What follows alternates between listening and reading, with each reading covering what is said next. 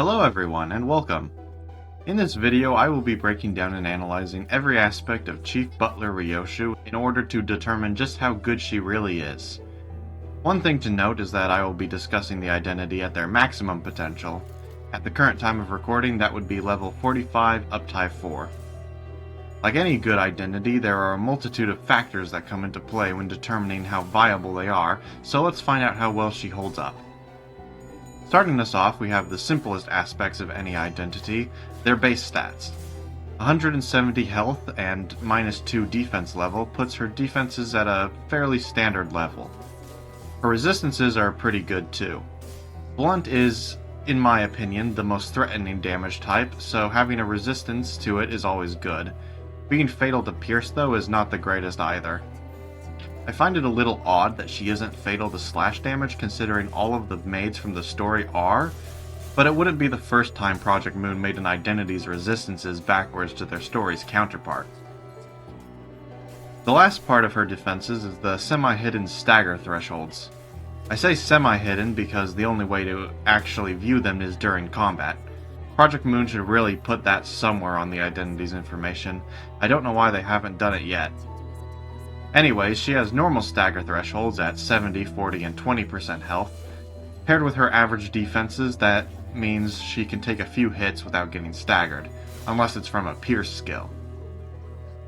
The only part of her stats that isn't average is her speed at 3 to 8. This is important not only for her to be able to redirect clashes, but also because she gains bonuses depending on how fast she is. All around, her stats are perfectly average, nothing to really complain about, and nothing that really stands out either. Moving on to the main meat of the identity, we have her skills. Skill 1, the Hunt, rolls 3 to 11, but can gain extra clash power for every 2 points faster than the enemy she is, resulting in a max of 14 clash power, which is really good for a Skill 1. It is +2 offense level, which isn't enough to matter that often. It also gives 4 poise count, 2 on use, and 2 if the first coin connects. If the second coin lands, it inflicts 2 Butler marks, which provides various benefits depending on which of her skills she is using.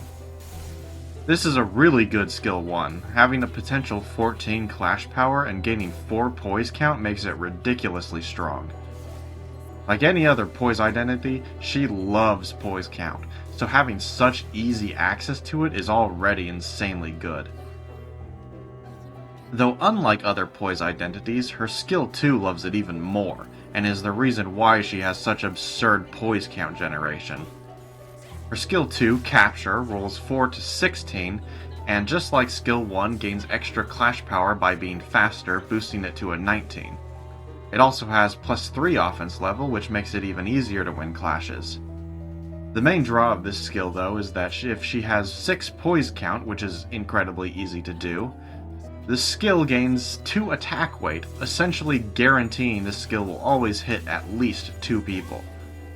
The first coin gains 3 poise potency on hit, which means it will gain 6 to 9 instead, depending on how many skill slots the enemies have. It also inflicts a mark on crit, and 2 more with the second coin. This skill is almost broken. Almost, but not quite. The only thing keeping it in check is the fact that it only gains bonus clash power, and it's a 2-coin skill. If it had any more than that, it would be a contender for one of the best skills in the game. Her skill 3, Sync, is the only one of the 3 that actually interacts with the Butler Mark status. It rolls 4 to 18 and gains a single clash power against marked enemies. It also gains coin power for every 2 points of speed she's faster, resulting in a 23 max clashing power. It also has +5 offense level, making it an insanely good clashing skill. The main purpose of this skill is if it kills an enemy with the second coin, it will reuse the skill against another marked enemy. Unlike other skills with an on-kill effect, this one is actually somewhat reliable at achieving this goal. First off, it gains 7 poise count on use, guaranteeing that after use, unless you crit, your next skill 2 will always be AoE. On hit with the first coin, it gives 5 poise potency, inflicts 1 bind next turn, raises the stagger threshold by 30% of the damage, and if it crits, inflicts 1 mark. The second coin deals an extra 40% damage on crit against staggered enemies, and inflicts 2 marks.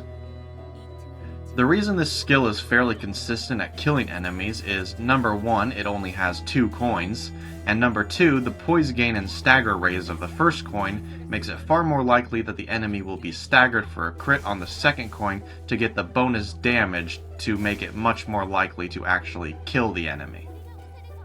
Even without the reuse, this skill is still really good.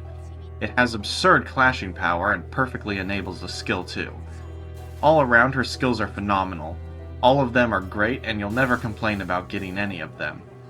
Except maybe getting skill 2s without any poise count. Her defense skill is a typical 4 to 14 evade, gaining poise count on evade, which could potentially give more poise count than a skill 1, and SP healing, which is not that useful. The problem with healing SP by evading is that evading is only ever useful if you have max sanity, otherwise it's completely unreliable, so you'd never want to use it in the first place. Her sanity gain is completely normal otherwise, with absolutely nothing unique about it. Her passive is the main thing that interacts with the Butler Mark status. Having every hit against an enemy with it gives 1 poise count and haste. If the hit was a critical, it removes the mark and deals bonus damage depending on the speed difference. At first glance, the elimination of the mark may seem like a bad thing, since if you crit on the first coin, it means the second coin won't get the bonus damage. But that only applies to the skill 1. Both of the other skills inflict a mark on crit with the first coin to ensure you can still get the boost with the second. Very good design, Project Moon, I approve. Her support passive gives the ally that was deployed last poise count and haste when they win a clash. This is a pretty good support passive all around. Pretty much any identity likes haste, so even those without poise can appreciate this. There are a few identities that benefit from it more than usual though, and they would be the Sync Association. Being both poise and haste identities, it only stands to reason that they would benefit the most from it. Pretty much every single one of Ryoshu's egos are useful on this identity. Force of the Flames is always good, no matter what identity is running it, for the fragile alone. But she is also capable of fueling it, which makes it even better. Both of the Red Eyes are decent, as they both possess some sort of benefit for being fast, though the closed version is slightly better as it provides more support over pure raw damage in the form of bind and slash fragility. Blind Obsession is also one of her most useful egos, providing a ton of poise potency and count, though it is contending with Red Eyes, so ultimately which to use depends on whether you want poise support or speed support. Fourth Match Flame is one of her best, being basically equal to Red Eyes Open in terms of clashing, but also slightly better since she can actually fuel it herself. Albeit quite slowly, with her only Wrath skill being on the skill 3. The best team composition I was able to come up with is one heavily focused on Pride Resonance and Poise. So, basically, the Blade lineage. Bamboo Hat and Mersault is an obvious starting point, followed by Blade lineage Dawn and Faust. Running any more than 2 Blade lineage members is kind of pointless unless you're going to be using the entire team, since the Poise gain from Mersault's passive only applies to 2 of them. The last 2 are Captain Ishmael, as it's not a Pride Resonance team without her, and Sync Claire. Ryoshu really loves Captain Ishmael since her skill 1 is so good at generating poise count. Assist attack works wonders if it activates on her. Sync Claire kind of does his own thing most of the time and doesn't really need help from anybody, but if you are using the Red Eyes ego, he does certainly appreciate the bind it provides.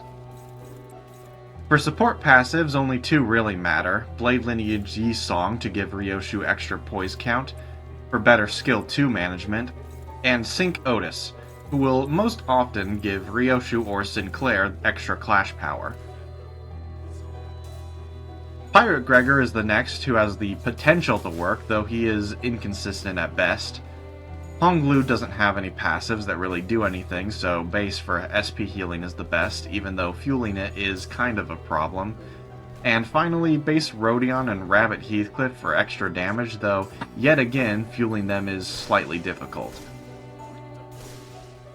Chief Butler Ryoshu is a very solid identity, one that while she may be slightly lacking in single-target fights, excels when there are a bunch. Still, she is very good and is more than capable of competing with her other identities. I'd give her a 9 out of 10 ranking, an incredibly solid identity with next to no flaws and a very clear vision. Anyways, that's it from me. Goodbye.